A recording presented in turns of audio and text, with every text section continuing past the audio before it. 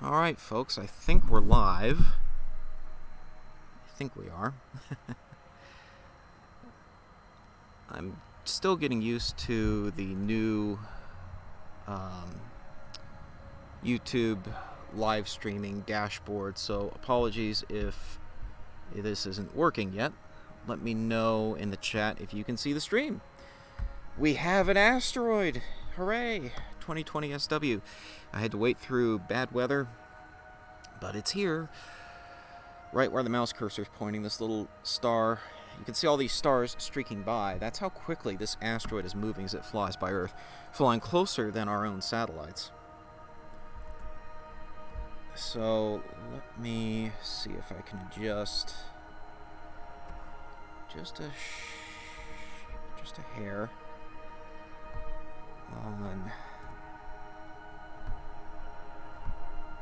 where I'm positioning that asteroid in the view. Let's see.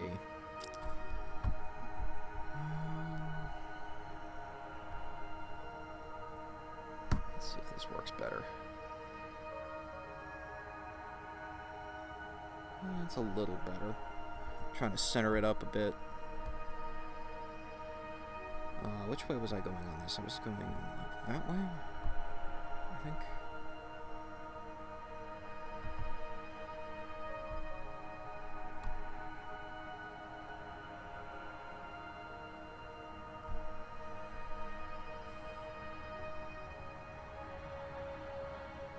Whoa, something went goof.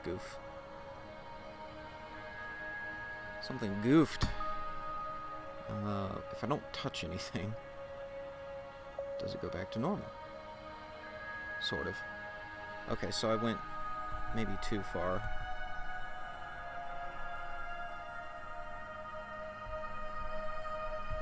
It's this dot right here.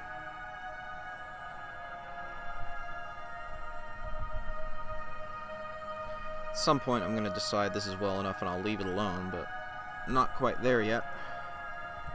In the meantime, this music's probably too loud. And it's also probably feeding back through the microphone. That should fix that.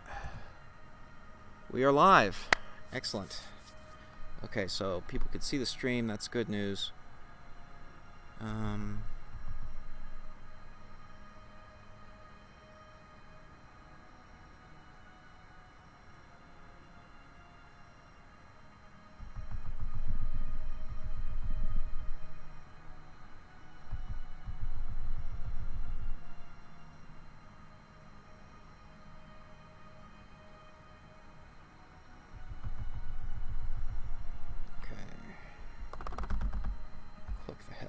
This. I'm trying to center it up a little better, but the tool I've created for this is not the best. This was one of the first Python programs I really put earnest effort into, NEOTraker. So I'm using NEOTraker to track the asteroid. Source code is available on GitHub. I'll post the link later. Normally, the LX200 Classic cannot do direct asteroid tracking like this. I had to invent it myself. Okay, that's better. That's better. I just want a little closer to the center of view here. Now... Okay, that's good, that's good. Let's... Please use a keyframe of 4 seconds or less. Currently, keyframes are not being sent often enough. Okay, I have no idea what that means. I've never seen that message before. Let me know if things aren't working right. But as long as you all can see it, then I guess that's all that really matters. Auto contrast? No, we're turning auto contrast off. We're going to call this B series here. And start a run of 10-second exposures on the asteroid. So 2020 SW is a relatively small asteroid, just a few meters in diameter, and it was detected actually surprisingly early, sometime last week I think, and so we had a pretty good heads up that this was going to be coming through, and it is traveling lower than some of our own satellites. So lower than your DirecTV satellites relative to Earth. A few thousand kilometers of a miss. Even if it hit, it wouldn't really do much. It would probably mid-air burst, and that would be about that. Where are my auto contrast buttons? I've forgotten how to do that. Mid-range brighten. No, that's not what I want. Okay, no, that I don't need to create a separate image. Thank you, appreciate it. Where is... Here we go. This is what I want. Ah, much better. Okay, I didn't want such extreme contrast here. But you can see our asteroid of interest is right here in the center of the view where the mouse cursor is pointing. What are all those lines? Those lines are stars. That's how quickly it's moving relative to the background stars. So the telescope is tracking based on the orbit of the asteroid. It's doing direct asteroid tracking, which is a must for this guy. He's moving at a pretty good clip here. Let me make sure autosave is turned on. It is. Okay, that looks good. So yeah, the asteroid is the little dot in the middle, and the stars are all the streaks going by.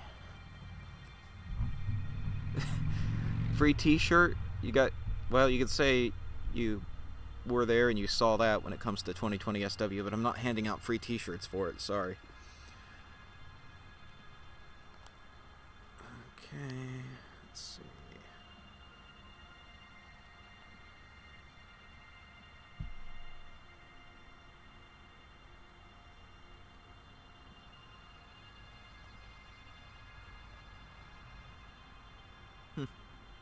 It will get a little bit faint from time to time due to clouds. We've still got... Well, I say that. Too bad at the moment. We've still got some residual clouds, I think. At least we did before I started the webcast. Let me go check things out real quick.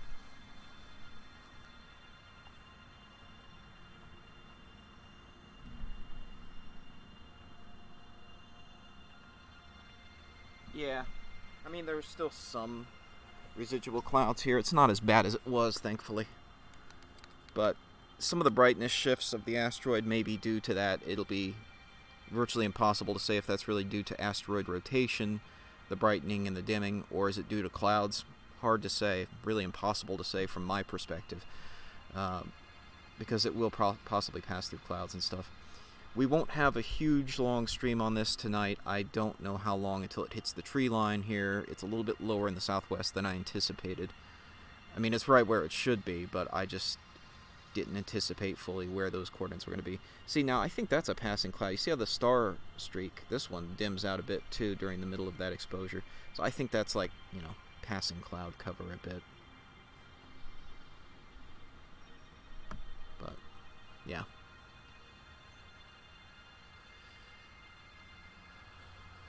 Is there going to be another asteroid tomorrow? No, not on my channel anyway, sorry. This is it.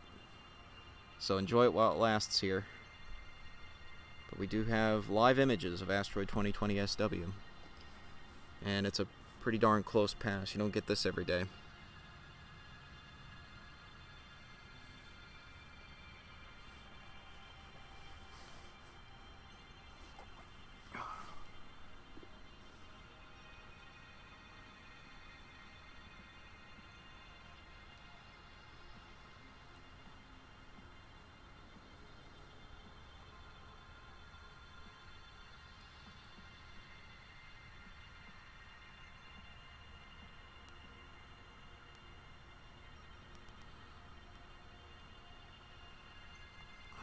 Let me just tweet out the fact that we are live. Well, I was going to, and now I can't even see the asteroid. Well, there it is. Okay. Just got dim for a second.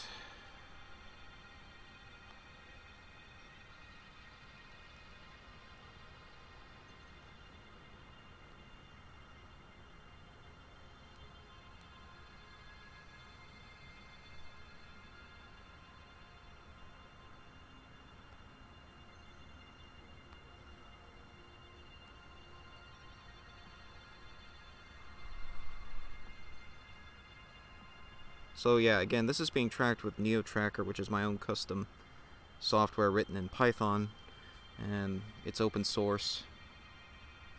I will link it here momentarily in the chat. There's another one due later today, 2020 RO. Yeah, that may be the case. I haven't had time to keep up with all that, but I won't have time most likely to view it, even if it is visible.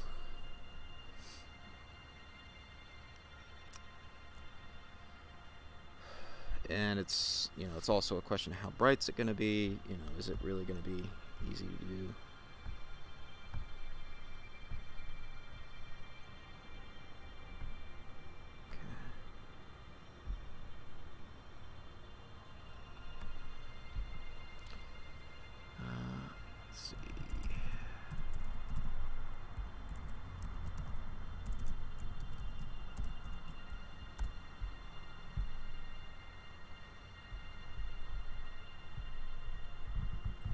So here is the source code for NEOTraker. That's going in the chat now.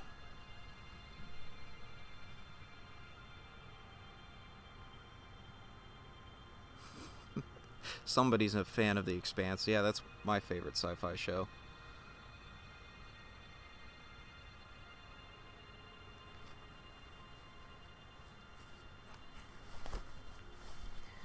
So I would have got on it. I would have got the webcast started a little early, except for some computer issues. Windows was giving me a heck of a time, and it was interfering with the camera. This camera was designed quite a long time ago, and it was not designed for Windows 10. The software I'm using is not exactly super duper compatible with Windows 10. And anytime Windows is doing anything in the background, it tends to screw up the camera.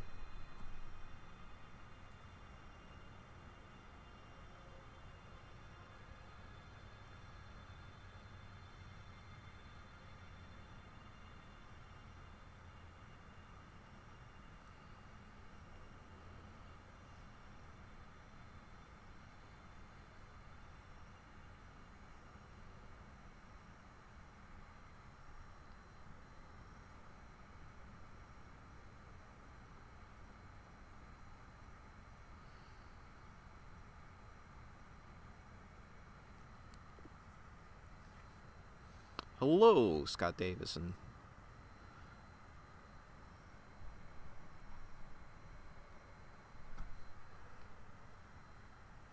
Yeah, so see this Venetian blind effect here in the image.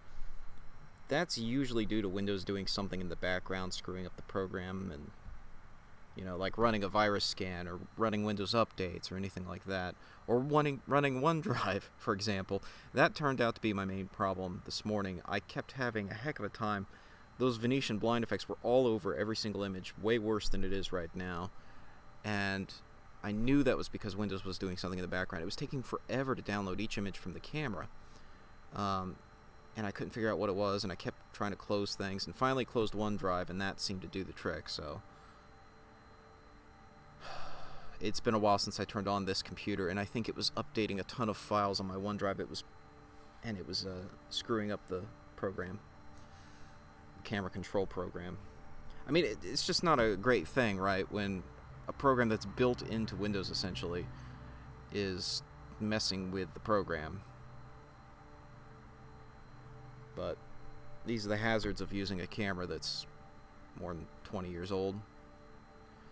Well, I guess it's probably about 15 to 20 years old at this point. Other good news, I got a brand new in-box adaptive optics unit, a new SBIG A07, which I've attached to the camera. I ran a quick test on it this morning before starting the webcast, and it works. It seems to work. I'm not running it right now because you can't do adaptive optics when you're tracking an object that's moving quickly like this. The adaptive optics unit works by locking onto a star and holding it very steady during a long exposure, which would be nice, except the stars are streaking by, as you can see, so the stars are of no help when trying to track this asteroid. What's the size? I don't know. It's just a few meters. Let's see what. According to Space Weather, they say it is. Where is? isn't the page loading? Where's the asteroid list on space weather? They get rid of their asteroid? No, there it is. Okay, it just took forever to load. 2020 SW is 6 meters in diameter.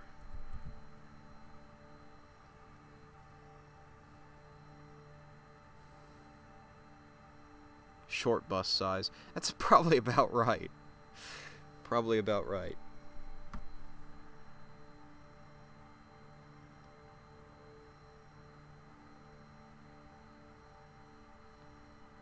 Yeah, about 4.5 to 10 meters diameter. Yeah, it sounds about right.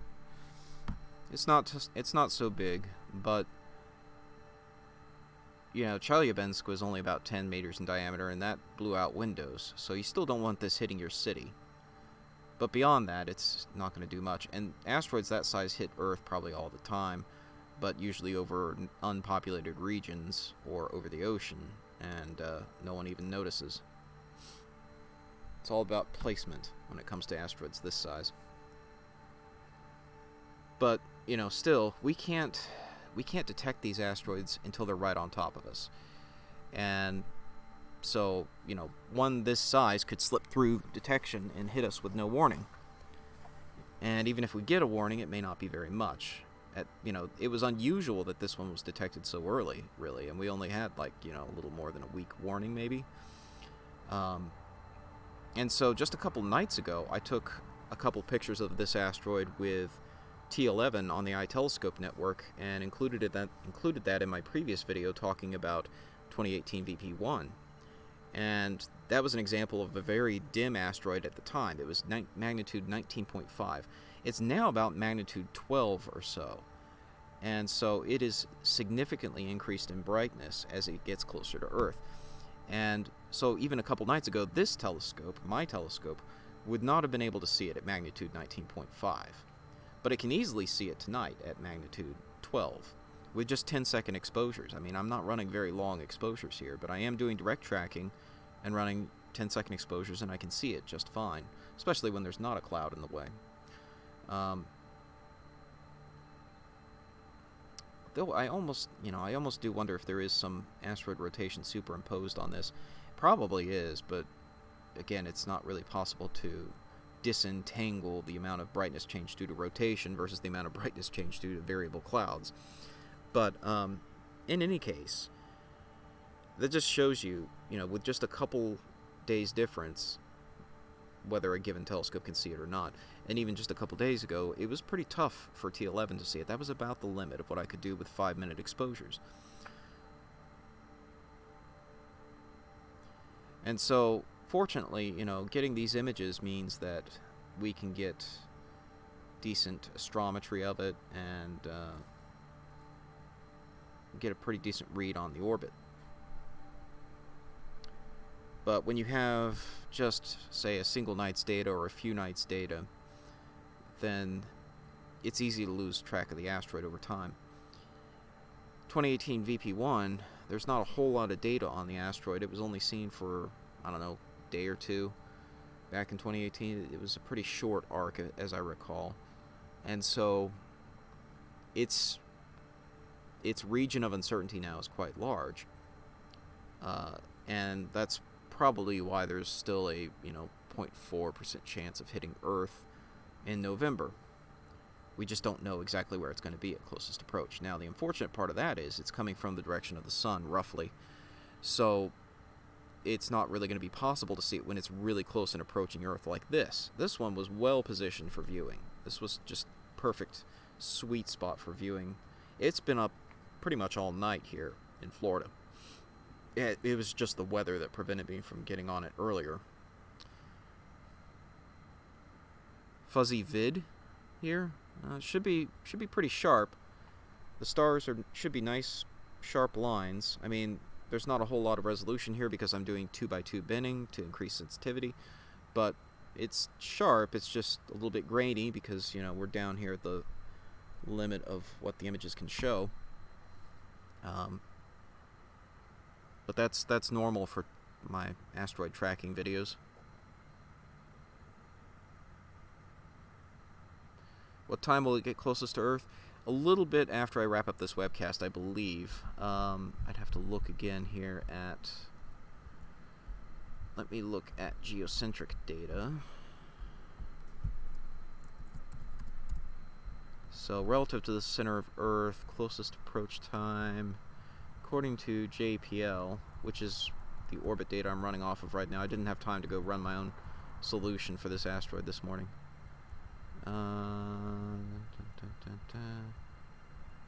Looks like it occurs around 6:12. Is that right? No. 7? Can't do math this early in the morning. 7:12 a.m. Yeah, that looks about right. 7:12 a.m. So a little while after I wrap up this webcast will be closest approach.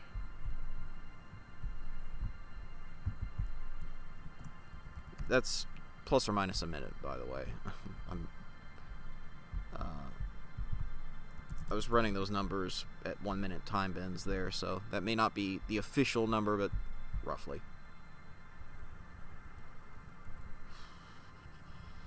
Let's see.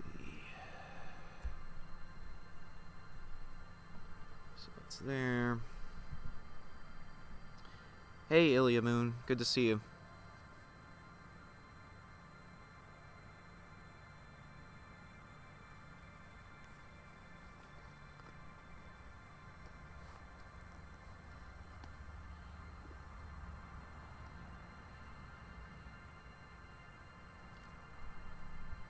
That's Eastern time. Yeah, it's 11:12. I should have given it Universal time. It's 11:12 Universal time.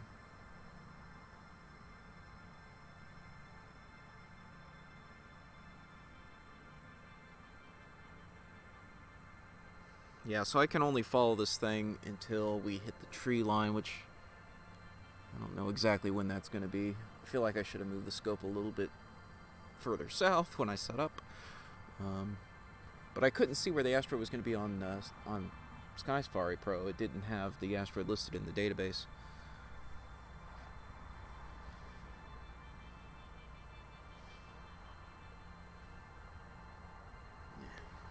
Leaning back for a second, we got patchy clouds all over the place too.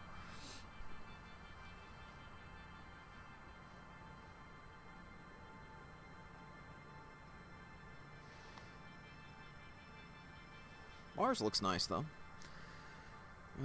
Should I increase the exposure length, maybe, to bring it out some more? What do we got? Oh, no, here. It starts to emerge. It's right there. Just a faint little dot right there. Maybe the next shot will have it a little bit better out of the clouds, if I'm lucky. Nope, not really. Okay, I'm gonna try increasing the exposure length, doubling it. See if that helps at all.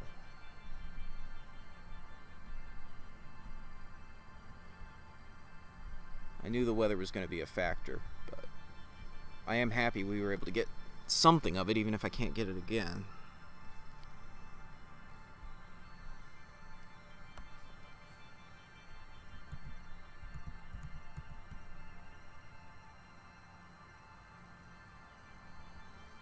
Try setting my YouTube video settings to 720p.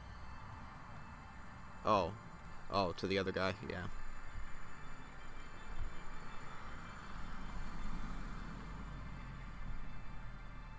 Okay, so I think the asteroid's here. It's taking a dark frame right now, which will hopefully come out okay. What direction is it moving? I think it's moving southward over time. There we go. Yeah, it's faint, but it's there. Doubling the exposure, I think, helped a bit.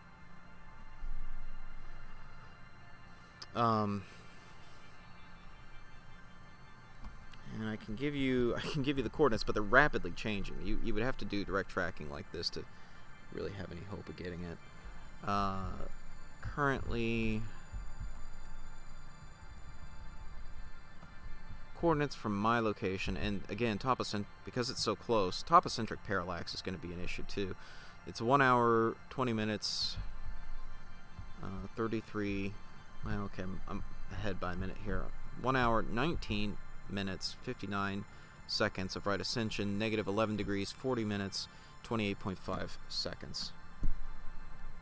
And now I can't even see it with 20-second exposures. We may be in thick clouds stuff here, or maybe even tree. I should probably check for the tree situation.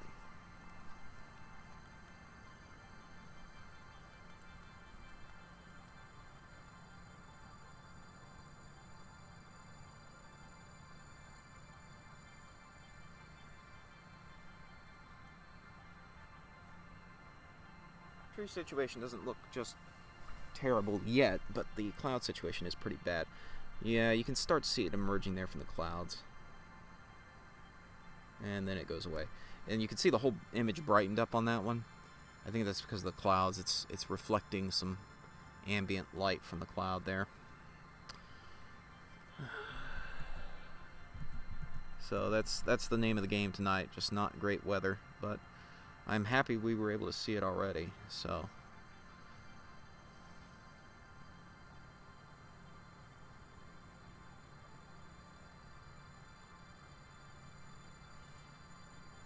past a certain point, increasing the exposure is not going to do anything but just make the cloud itself brighter, which I think is the case here.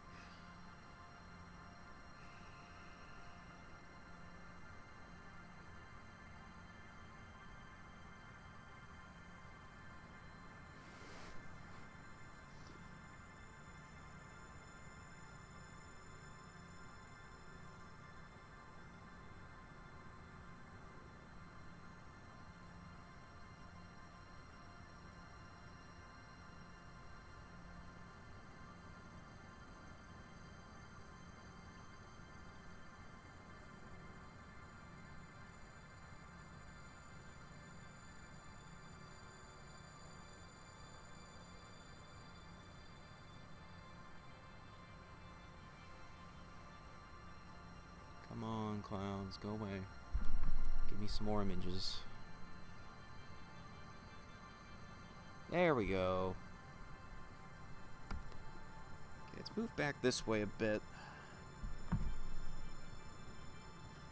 using PyFM to run calculations of where the asteroid should be. It's not perfectly accurate, but it's approximate. It's also not accounting for Earth's gravity, interestingly. The orbital elements are essentially static. So it will drift over time as Earth's gravity pulls on it. Rolling those calculations in for perturbations just would increase CPU overhead. And the objective here is to do real-time tracking. So don't really feel like including those sorts of factors, I guess you could say.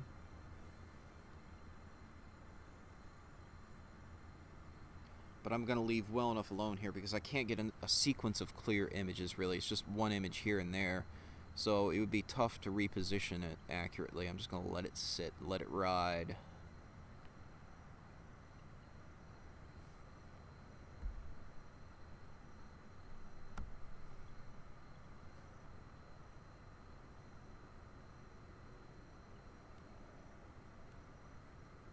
Yeah, that sounds about right. 7% the distance to the moon. I think close approach is something like, I want to say 28,000 kilometers. I could be off on that. It sounds about right in my head.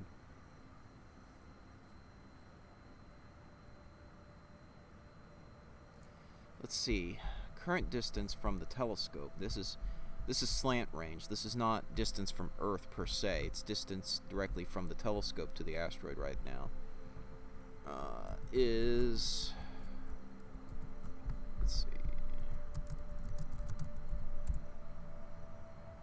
47,000 kilometers.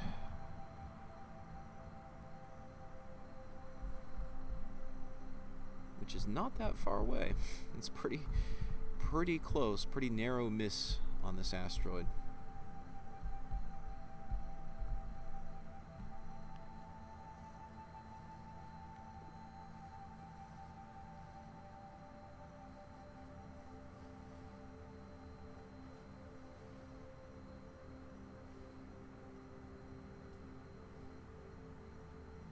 really wish these darn clouds would just go away. Can't catch a break.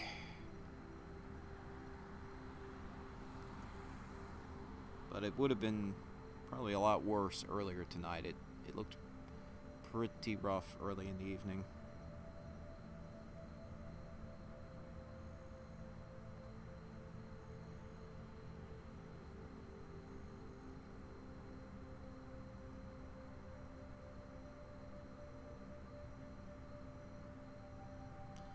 But in any case, there's no reason to be concerned about this asteroid. It will miss Earth. It does seem to be on course with the orbit that's published for it.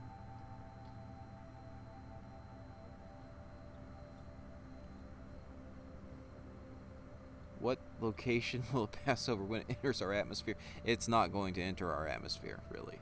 I mean, it's technically in the atmosphere right now, in as much as the moon is in the atmosphere a little bit. I mean, this just means there's a few stray particles of atmosphere that will hit it, but it's not really in the atmosphere per se.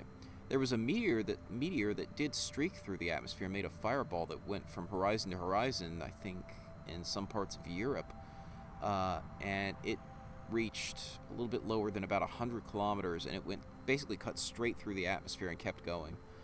That was a couple days ago, I think, a day or two ago. But this is not that. It's not getting that close. It's going to stay thousands of kilometers away from Earth, so it will miss us. Isn't it scary to find asteroids this close? Well, I mean, that's just the reality of the situation. So right now, our best asteroid surveys that look for new asteroids can only detect them this size when they're already pretty darn close to Earth, just a matter of days away. So in order to detect one before it hits Earth and do anything about it, you have to detect it not on the orbit that it hits, but you have to get lucky and catch it during a close approach, at least one or more orbits before it hits, hopefully multiple orbits before it actually hits.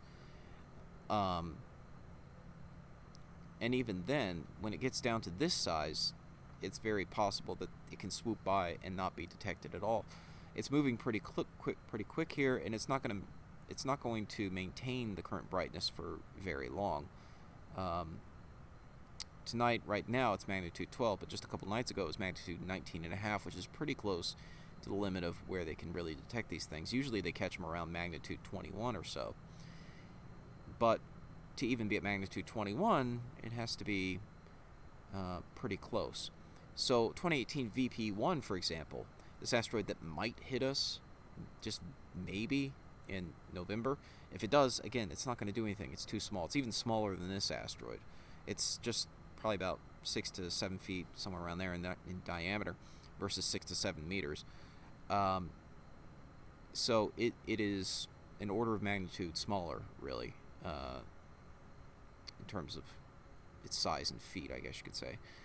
So that asteroid right now would be magnitude 31 or above. So to detect it, you just can't. It's not possible. It's too far away. And so even if you knew exactly where to look for it, you wouldn't see it, even with a professional observatory. So how are you going to detect it ahead of time, well ahead of time? You're not. You're only going to detect it when it's right on top of Earth, and you have to hope that it's just a close approach before it hits Earth. If we had much bigger telescopes, maybe we could detect them even smaller, even further away, this kind of thing. And our surveys are advancing all the time. Pan-STARRS is online now. That's a relatively new survey. Wasn't around all that long ago. The Large Synoptic Sky Survey is coming online. So there are new tools out there to try to detect these things ahead of time. But it takes political will and it takes funding to set up these big, powerful, automated sky surveys that can survey the whole sky very quickly in just a night or two and do it repeatedly to find these things. Here we go. Here's an image. Finally, it peeked out from behind the clouds a bit. There's the asteroid. It's now trailing back there. As I'm going to say that's partly due to Earth perturbing its orbit as it swings by.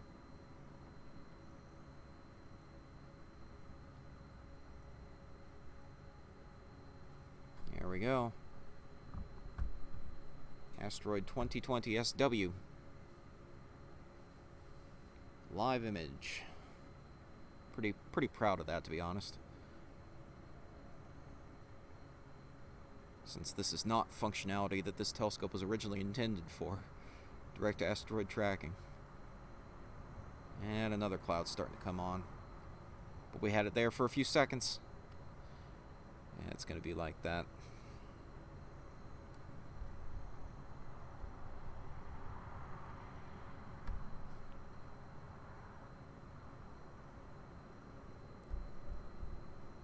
Next time I get a break on it, I'll probably try to adjust the positioning to recenter it if I can, if we get another break, and if it comes before it leaves the field of view.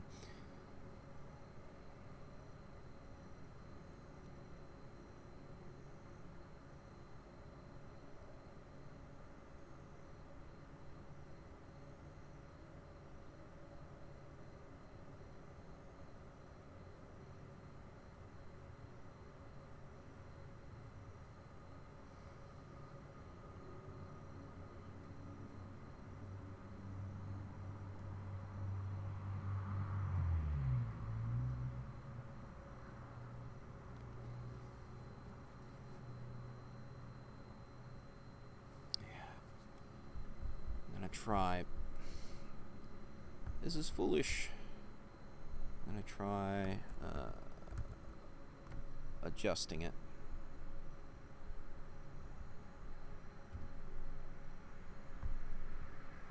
Which I really shouldn't do, but I'm gonna do it.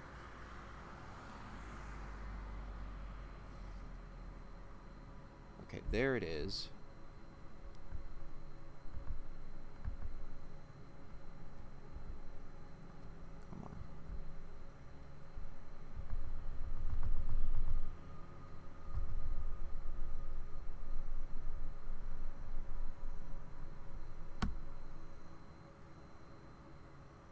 Okay.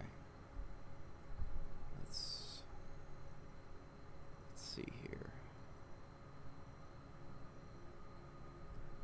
I don't know. This may be. I'm not sure if I'm going the right way or the wrong way. I feel like I went this way and then I went up a bit, which I want to go the other way. I'm not sure which way I have to push the button to make it do that.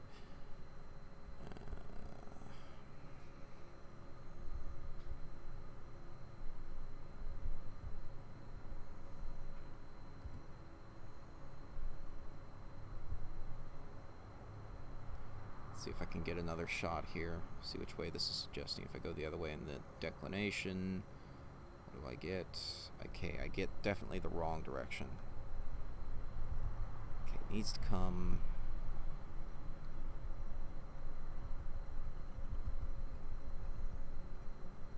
further south in declination.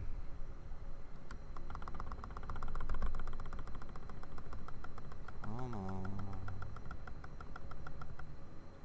Oh, hi.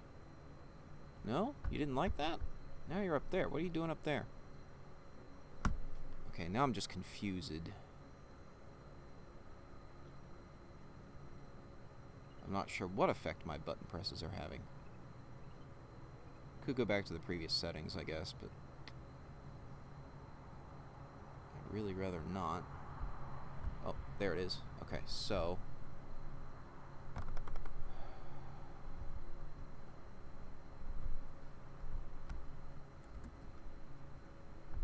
let me move it a little more that way. Let's see if that has a positive effect or a negative effect. Okay. See, the stars are streaking up that way. To the right is good. Up is not as good.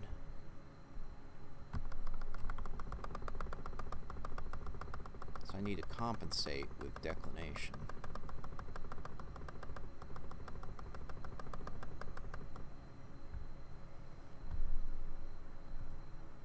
Oops. Okay.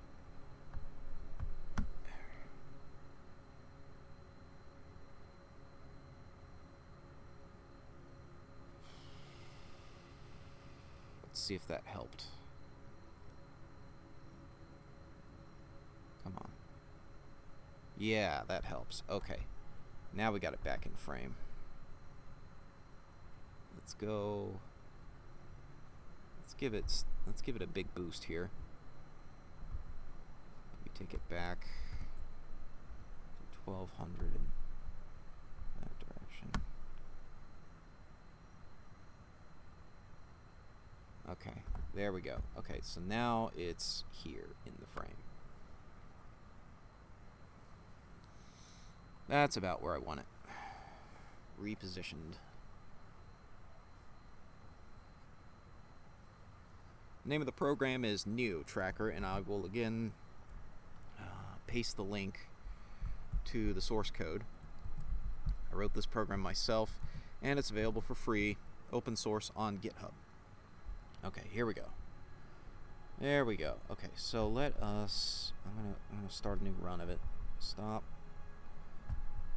Call this D, and we're gonna take it down to 10 seconds again, since we seem to have clear skies for the moment.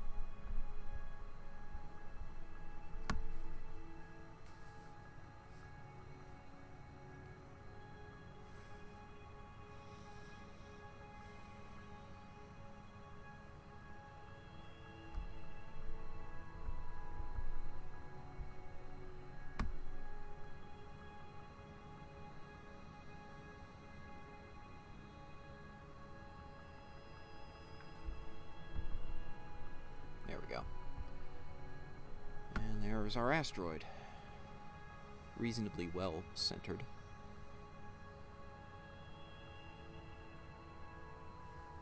I say that as it starts to move off. But no, I think it's okay. Tracking is open loop for NEOTraker. It's just sending an input. It's not evaluating the output. It's just tracking it purely based on the orbital elements and feeding the coordinates into the telescope directly.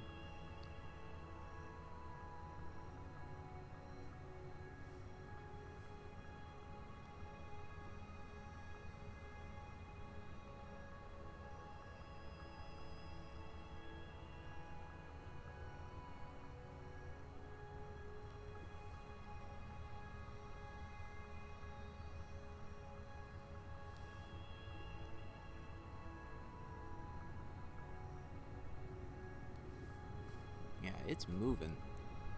I say it's moving off faster now, which makes sense with the orbital elements of it being perturbed by Earth's gravity over time as it swings by Earth. The orbital elements that I'm running on were generated for the start of the webcast, and now we're, 30, 45 minutes into it, and that's building up perturbations in the orbit that are not being accounted for by my program. Again, to make it simpler and save on computational power. I'm running this on a pretty weak laptop, and it's selfish, but I write my programs based on the specifications of my own hardware. Even though this is not a great example of a laptop, it's what I got to work with, so.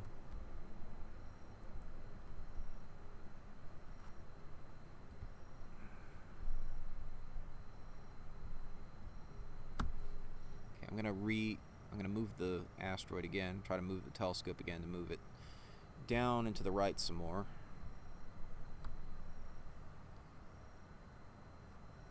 Man, the mosquitoes are flying like moths in front of my computer screen. I got some bug spray on, thankfully, but they're really having a field day. I think at this point it's gonna be down here. It might be up here, I'm not sure. Let's see what happens on this next frame. Come on, give me a clear frame. No such luck. No such luck. Well, we'll see what happens.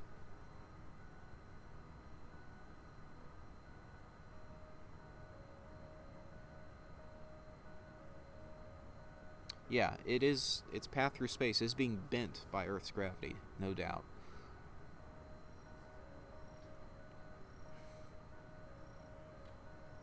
And the closer it gets to Earth, the more rapidly that bending will occur. Again, I think it's now here in the image, which is a pretty good spot for it. It seems to be drifting up this way over time.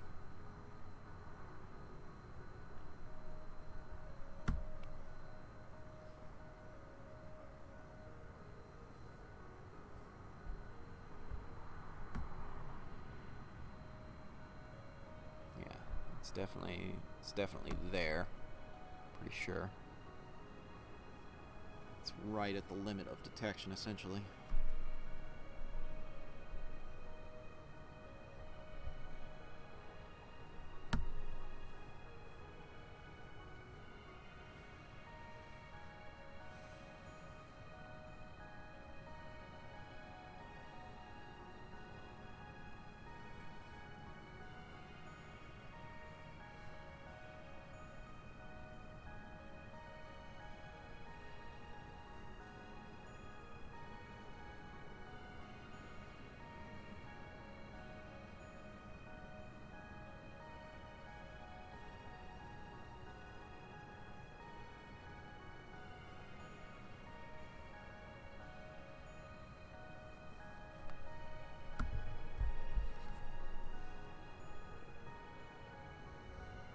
And I was planning to live stream until astronomical twilight, which starts in about 20 minutes, just to give you guys a heads up. So that's probably as long as I'm going to try to go here.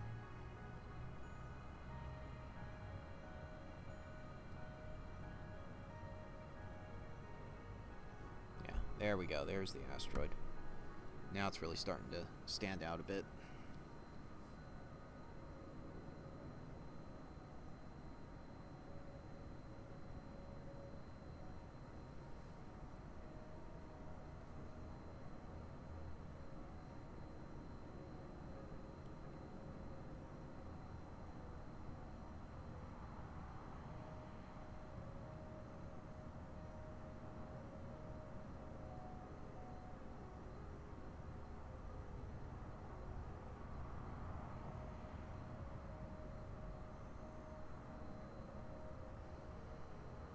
But only for a moment.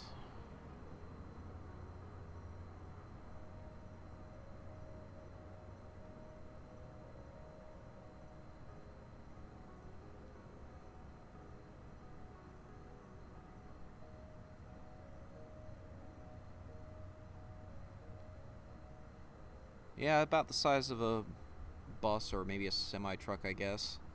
Somewhere around the 6-meter range. So figure about 18, maybe 20 feet long. Not bad for something thousands of kilometers away, right? At least when the clouds aren't messing me up.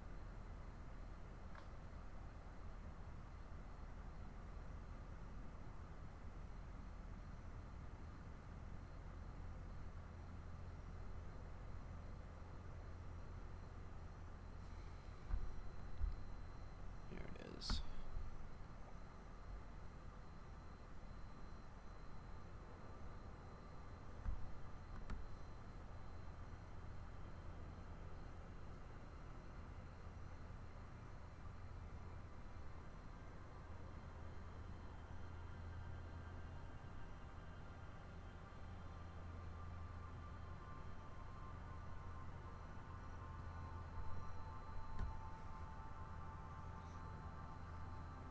Yeah, not bad for an 8-inch telescope. I don't have an 18-inch scope. This is just an 8-inch. But again, a couple nights ago I was using a 20-inch telescope and it was barely able to detect it.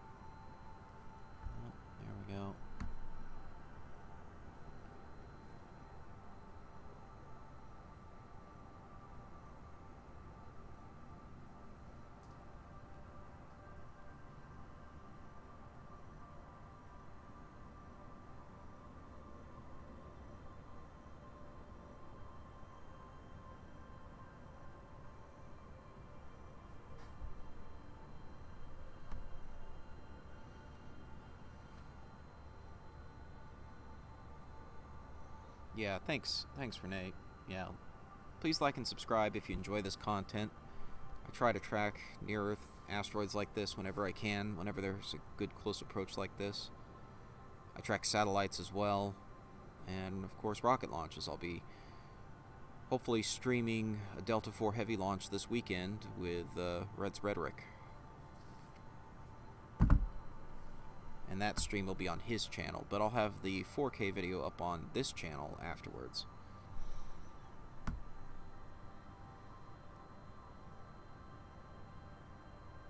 And of course, you know, occasionally I come up with a clever new program like this to do tracking of various types.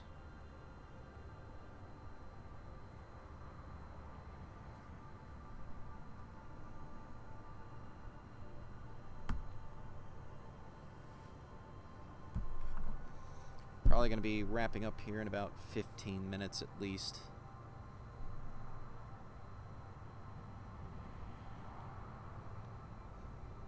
Well, let me know if you have any questions, anything you'd like me to address. Oh, wow. Yeah, so update on the cloud situation. I don't even see Mars at this point. Oh, there it is. It's faint. Mars is having trouble with the clouds. Okay, it's coming out now from behind a cloud, yeah. But throughout most of the sky, I don't see any stars at this point. I think the weather's deteriorating again. Well, there's the asteroid right there, peeking out for a moment behind the clouds.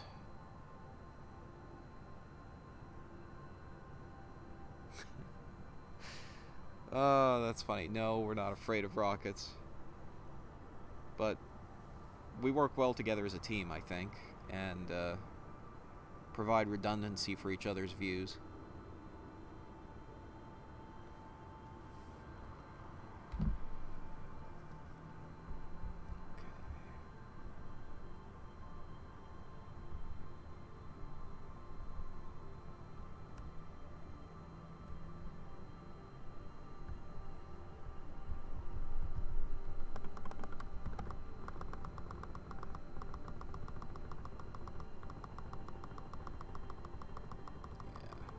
Shifted things quite a lot there, trying to get it back towards the center.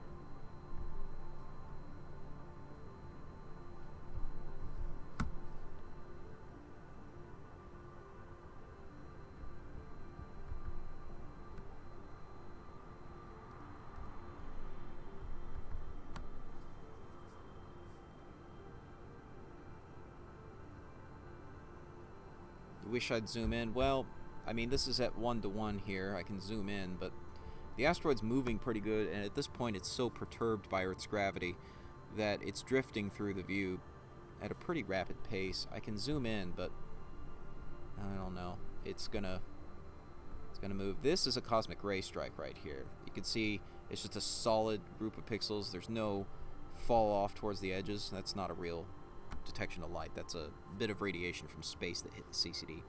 This here in the center, this is the asteroid. As you can see, zooming in, I don't know how much it really helps, but if you like it, there you go.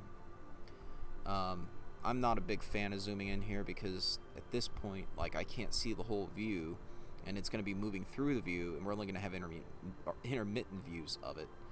So yeah, the asteroid's right there, but I'm going to zoom out. Sorry, I can't deal with that tonight, because it's going to be drifting through the view here over time, and we don't have a constant view of it because of the clouds. So I want to be able to see the whole screen to get a good idea of the context of where it was and where it's drifting and that whole thing, so I don't lose sight of it.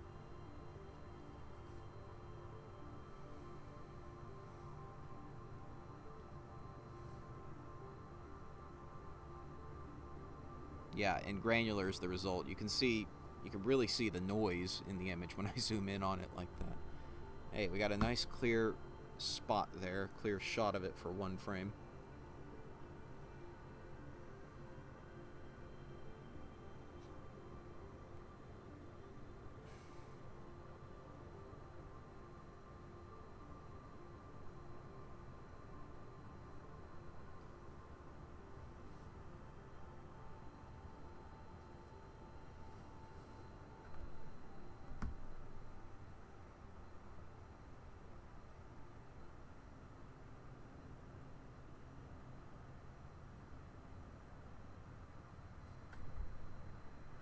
couple frames there.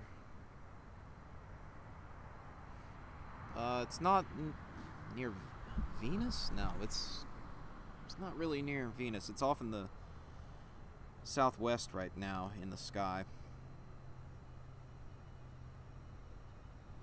And Venus is over in the east.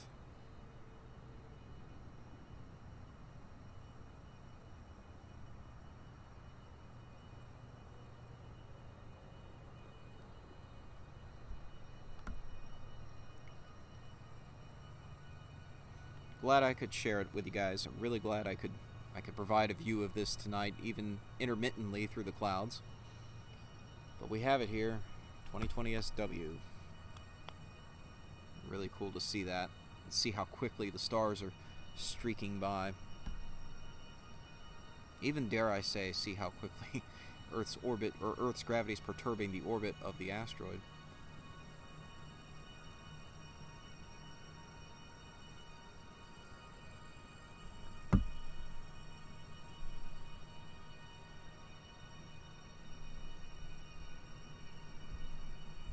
Try moving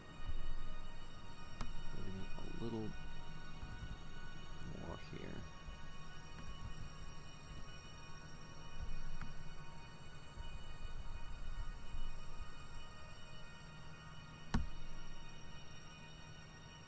I don't know if that really helped much. Hopefully a bit.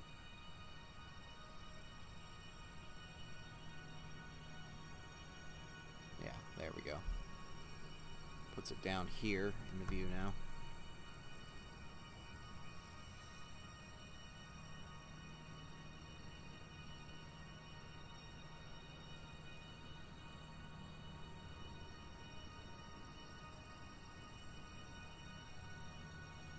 Yeah, so please like the video and subscribe for more. I will try to do a time lapse of images that I'm able to get of it. It's going to be a bit tricky, a bit choppy, because it is intermittent here through the clouds. In terms of trying to make a time lapse, it can be quite distracting, I would say, especially with the clouds, because you get varying background light levels as the clouds come and go, and that causes the whole screen to appear to strobe over time if you rapidly blink the frames. So it's kind of tricky under these conditions to do a good quality time lapse, but I'll see what I can do with it.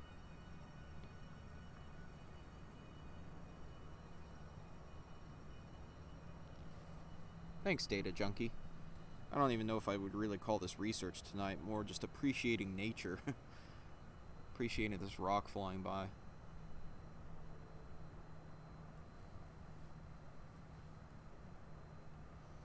But when I get down to running these images, I could try to do some astrometry here to analyze the orbit, although it'd be kind of tricky. You know, these stars are just streaks, and there's kind of a sparse amount of them, maybe due to the clouds and the short exposure. So doing astrometry on these images is not so easy.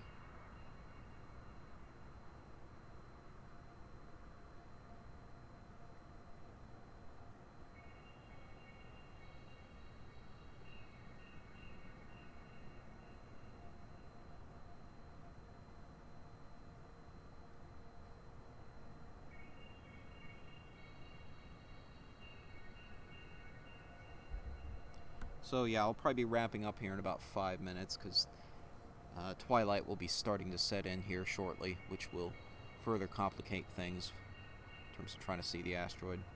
It'll take a while for it to really crank up to the point that you can't see the asteroid anymore, but gradually it'll set in, and it'll just be a good time for me to wrap up and start tearing down the equipment.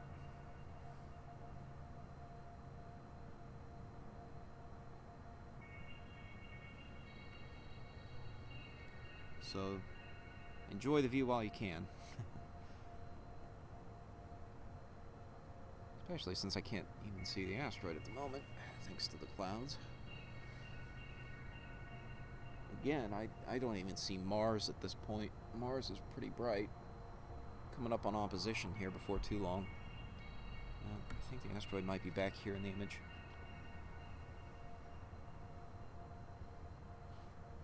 But even Mars is popping in and out of clouds.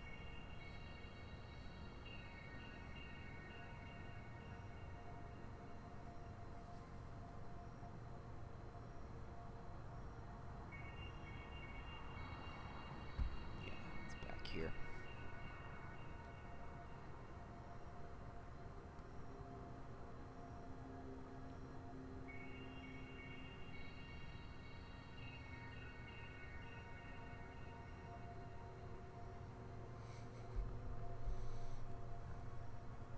I like that screen name, by the way, Out Getting Subs. That's what I'm doing right now, right? Getting some sub exposures. Which I think is what your screen name refers to. Yeah, it's true. It's always while you can get it, but tonight it's especially true since it's just in and out of clouds. More in than out, I should say.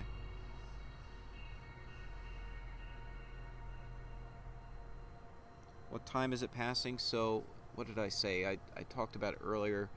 The close approach will be, I don't know, probably around, I think it was around 7 a.m. Eastern Time, around 11 Universal Time. So, a little over an hour from now, basically, is when closest approach actually happens. But it's almost there at this point. I mean, current distance from the telescope, let's get a read on that right now before I wrap up. 57 minutes after the hour, we're looking at 0.00025 astronomical units, which translates to 38,000 kilometers. Yeah.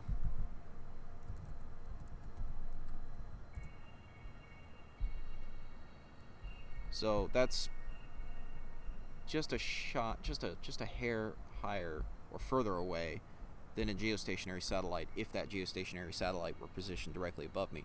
Keep in mind that is distance from the telescope, not distance from Earth. So that's a slant range. That's looking at an angle, and it's a pretty low angle now over the horizon. So at this point, I would suspect that it's getting to the point where it is crossing the geostationary distance. Now,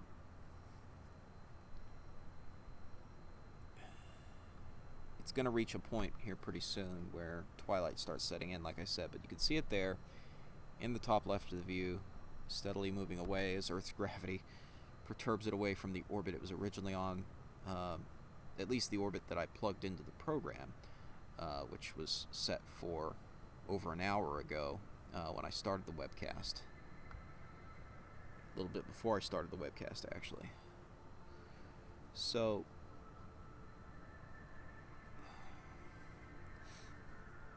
yeah, it is really steadily moving along there.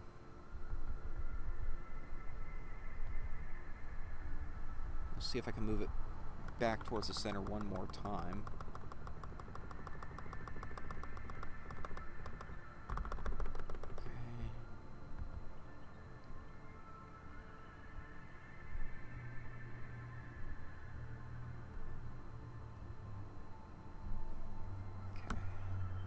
Made one more adjustment to the pointing.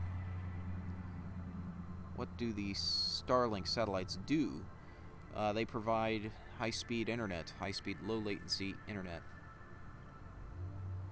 I'd love to get a Starlink terminal myself. I'm signed up to be able to beta test it, but there's not enough of the Starlink satellites up yet to be able to cover Florida. If your latitude is close to the inclination of the satellite, there will be more satellites above your head at any given time, so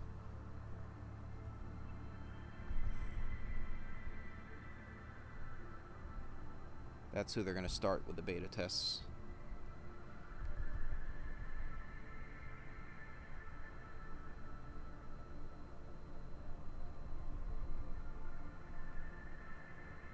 Okay, there we go. Got the asteroid repositioned. We'll call that well enough. And we'll just ride it out here. How many seconds per exposure? Right now, 10 seconds. Earlier in the webcast, I was doing 20 seconds to try to compensate for some of those clouds, but it was really just brightening the view due to the clouds itself. But you can see the asteroid there, right there, moving along.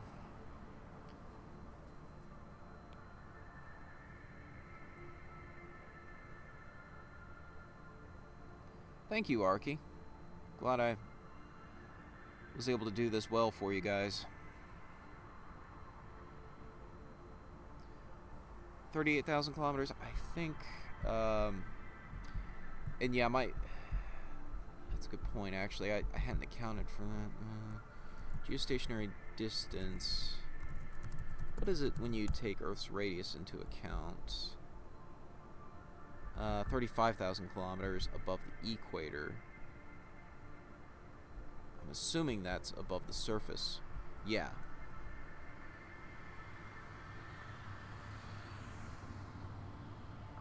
So from the surface of Earth, it's 42,000 kilometers, thereabouts. The distance I gave is from the telescope itself, not from the center of the Earth. But it's right at about that point. It's right at about geostationary distance at this point. So, roughly the same distance away as your DirecTV satellites. And again, I'm talking slant range right now, not actual distance from the spot where it's directly over the Earth. Or the sub-asteroid point, I guess you could call it.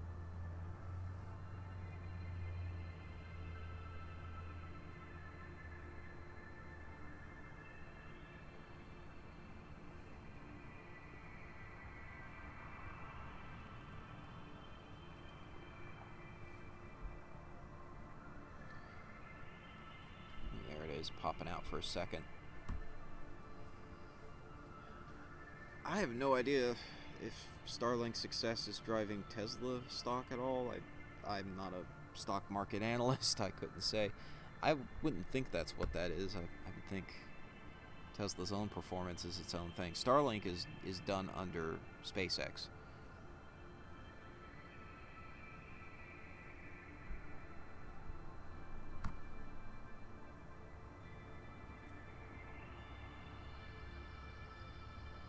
Greetings, Poland. Glad you could join us.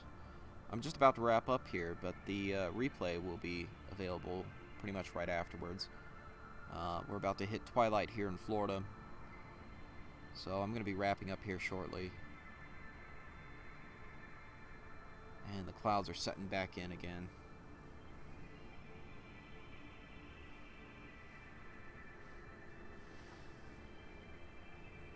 It's really rough with the clouds. I was able to see Orion earlier, but not now.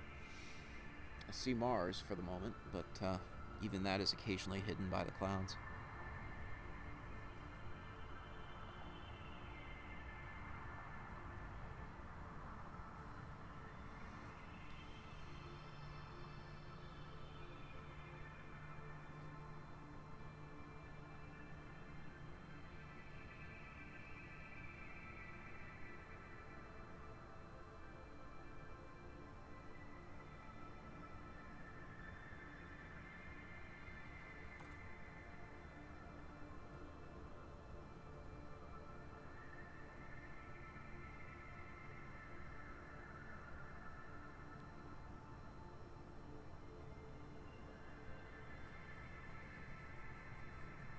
How was Betelgeuse?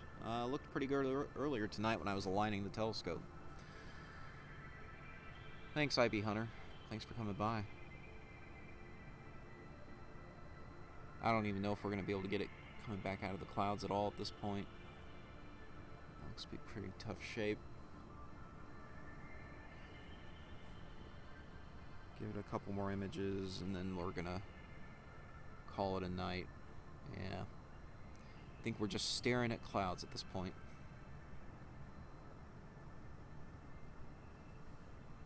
The telescope and I are located in Florida.